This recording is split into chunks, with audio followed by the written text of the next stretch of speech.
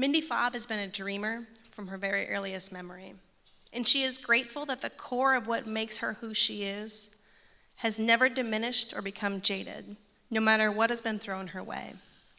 This is Mindy with Beautifully Broken.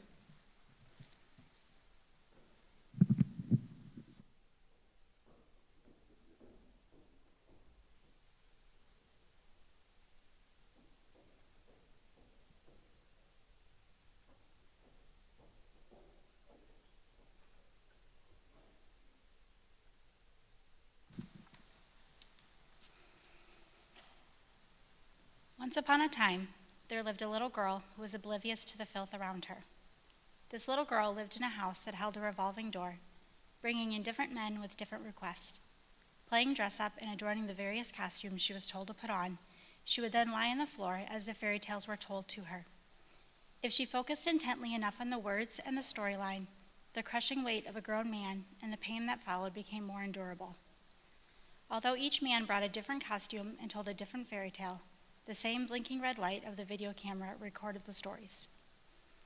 In this land of make-believe, fairy tales had become a way of life for her. If there was a princess, then there was always a monster or villain. In her eyes, all little girls were princesses who fought their own colors of monsters until they were rescued by their prince. A picture of innocence, she spun in circles in her little white dress. The years of monsters leaving their mark or stain of dirt on her had left side effects clearly seen by others, and yet she never seemed to notice. Continuing to dance and twirl, she imagined her prince was to be the one to come and sweep her off her feet. Yet, her pretending and innocence would all too quickly disappear when her stepmother entered the story. Along with her stepmom came opportunities for more shame and dirt to be heaped upon her as two more monsters left their mark on her.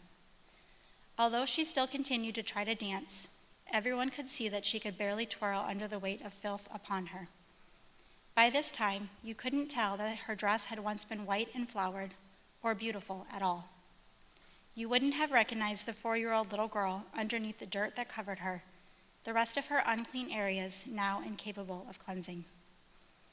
Although her stepmom continued to point out all of the parts of her that were dirty, she peered into the mirror desperately wanting to believe she was still beautiful in her white flowered dress and patent leather Mary Janes, but she was no longer blind to the truth. Her once white dress was now almost black as streaks of mud and dirt covered it. Everything in the mirror reflecting back to her was darkened, blackened, and filthy. Never before had she been so certain of the need to completely eradicate who she was, if only to offer a sliver of hope for whom she hoped to become. For so many years, so much of my time has been spent striving, seeking, desperately trying to rid myself of this dirt and this shame, trying to cleanse my very being of what I was so certain tarnished or soiled me to the very depths of my soul. Crafting poetic ways to put words to how deeply trauma and mental illness has impacted my life, arranging and rearranging words to deliver such a story in a more palatable way in the form that everyone loves. Fairy tales. Every ounce of her being continued to follow in hot pursuit of the image of self she desperately wanted to embody, because embodying one meant abandoning the other, never allowing herself to slow, for if she slowed long enough to allow the pain to be realized, then soon the fear would take over and spin her body back into the frenzied flight, fight, or freeze, and she would run, frantically entering back into flight because only in this place, with this pace, was the familiar weightiness of chest as the knot formed in her throat and fueled her pursuit.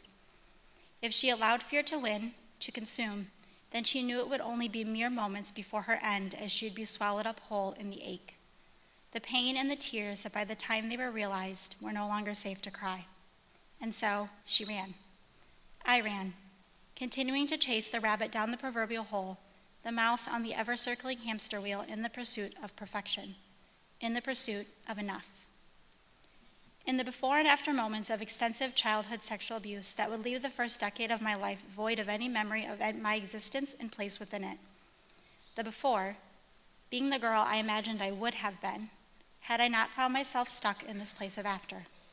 After the years of abuse, after my own psyche riddled in trauma and abuse too mature for my childish brain to conceive, found it best to simply wipe any traces of consciousness and leave me with a blank slate. However, Although my psyche had managed to entirely wipe out a decade of my own life, a decade that I still have yet to put memory to, one cannot erase the impact that trauma has had on my whole body, my heart, mind, and soul. I did not have a visual memory that I could pull into my mind, but I had sensual memory. I felt pain in my physical body, and I remembered. I withdrew from certain people, gagged in the presence of certain smells, looked away, and hid my eyes from certain visual stimuli. My body, my heart, my soul, the substance that is me, remembers. I do not have words to accurately convey the depth of how disconnected and shattered I felt. The result of rape would serve as the beginning of when my own mental illness would take root. She took bleach and tried to change the color of her dress back to white, but it didn't work. No matter how many times she scrubbed herself, she was never clean. The fear that she would be forever dirty left her desperate for a solution. Weary from the years of hiding and running, all that remained of her resolved to end her life through starvation. Seeking control and restraint, self-denial, anorexia would soon take hold. Self-starvation, over-exercise, and an endless pursuit of perfection through the insatiable desire for thin would consume every part of her life as she knew it, its presence the only constant for what would become the next 15 years of her life.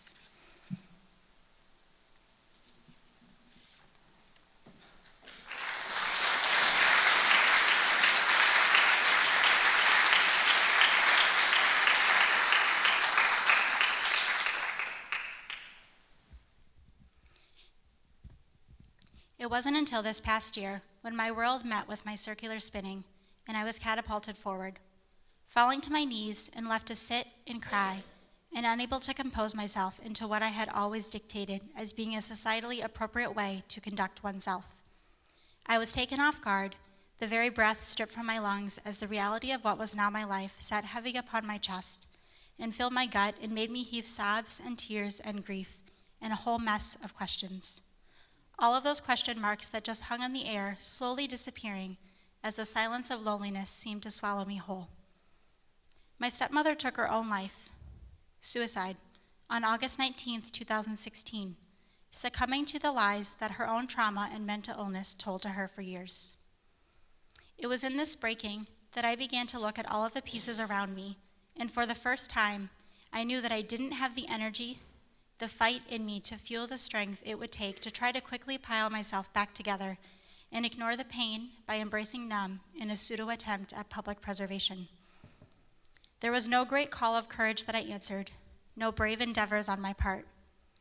I simply did all that I knew to do, and that was to sit in the broken, in the mess of pieces scattered about, and carefully examine which ones were important, which ones were worth keeping, worth preserving, which pieces were essential to my rising each day to pursue the passions that gave my life purpose and fueled that which has made me, me. As I began to rebuild, placing the pieces of the puzzle back together as I knew it, I began to realize what has made all of the difference. A before and after moments of sorts, if you will. I began to see myself as separate from my stepmom, separate from whom she saw me as, or from whom I perceived she saw me to be. In this came the greater realization of freedom, as this was the boulder that had locked so much pain and self-hatred, self-denial, and deep shame over my perceived ineptness, not enoughness. When this boulder was loosened, down came a cascade of connection, of an understanding that seemed to fill in what had for years simply been empty spaces and holes, where whole pictures and memories are simply erased. An understanding that would bring answers to so many of the questions that had never before been safe to ask. It is in the wake of death that what gives one life is most realized. It causes us to slow, to remember and hold close that and whom are dear to us. We may all walk through our life, and at the end of it walk into the other side of eternity broken and bruised and beat up in a state of disarray. But one thing I am confident of, though, is that all this shows is that we have lived. What I have come to realize is that stripping myself in search of a clean, pure perfection is making the choice to strip myself and inherently the surrounding world of what in fact has only given me strength and beauty. In realizing myself as separate from anyone and everyone whom had ever hurt, abused, and stolen from me what was mine, I was given the opportunity to go back and look at the reflection of the girl that stared back at me in the mirror that day. As a result of the experience and pain I've not only endured, but have survived, I was given new eyes to see myself. As I peer into the mirror now, I see a reflection of a little girl, knobby-kneed and shaken to her core in fear. I see a face searching for a glimmer of hope, a sign that this wasn't the end for her. I see eyes filled with more pain than any little girl should ever have to endure. I see me. I see me, and I see her. I see how mental illness consumed my stepmother's mind and distorted how she saw reality. I see how she accepted her diagnoses of schizophrenia and bipolar as her truth, and so she refused to seek help, refused to take the medications that may have offered even a hint of relief. I see how the depth of her own self-hatred consumed her from the inside out, and subsequently her children and her family. How it consumed me, manifesting itself in PTSD, anxiety, and anorexia. I see her stiffened and restrained frame. I see her body rigid and held tight, unmoving and stubborn stuck. I see a face dripping in disdain, flashes of contempt in her eyes. But this time, instead of looking away, I pause a moment longer, and I search for the answer not in my own reflection, but I take pause to look deeper, and I hold the gaze of my stepmother longer. I am not a diagnosis. She was not a diagnosis. And I see now that in accepting therapies and medications to treat the symptoms of what was a much deeper heartache inside of my soul, this has led me to a place of clarity until I could heal and stand on my own strength before you this evening. I see a woman who is filled with pain from the years of her own endured abuse and trauma that left mass and took up physical space within her body. From this perspective, with these eyes afresh with freedom and clarity, I see that the disdain that dripped from her face and the contempt that flashed through her eyes was not at all held for that little girl. It was not at all held for me. Her reaction was a result of how she saw herself and how she received the image reflected back to her. For years, I sought to be clean, to feel clean, to peer into the mirror at my reflection and not see so much of what I was so certain made me dirty, shameful, and disgusting. I longed to see underneath it all. I longed to see me. Who defines and gives the meaning behind your identity? For me, my identity has been found in the words in the Bible in Galatians. Whether dirty or clean, blemished or made new, either way and in either state, I have been hidden and brought into something so much greater than myself. I have joined a body of men and women who, broken and bruised and in all stages of realizing their own brave, have entered into the embracing arms of Jesus Christ, into the arms of the one whom with his own bruised and broken body shed blood to the point of his death, the very same blood shed to take my rags and in exchange clothing me in the purest of white and clean robes of righteousness. Choosing daily when it's easy and choosing daily when it's hard. When I feel strength having walked through the pain and when I struggle to see any good in any of it at all. When I believe and when the world's lies sound louder. In making the choice to live, to walk and show up in all that I am, tattered clothes, bruised knees, and all, this is my brave.